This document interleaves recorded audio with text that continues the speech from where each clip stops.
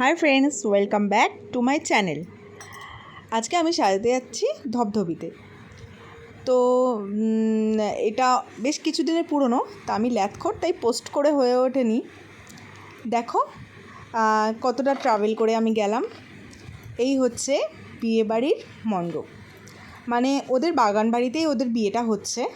তো ধবধবের অনেকটা ভেতরে আমার একটা বন্ধুর থ্রুতে এই কন্ট্রাক্টটা আমি পেয়েছিলাম।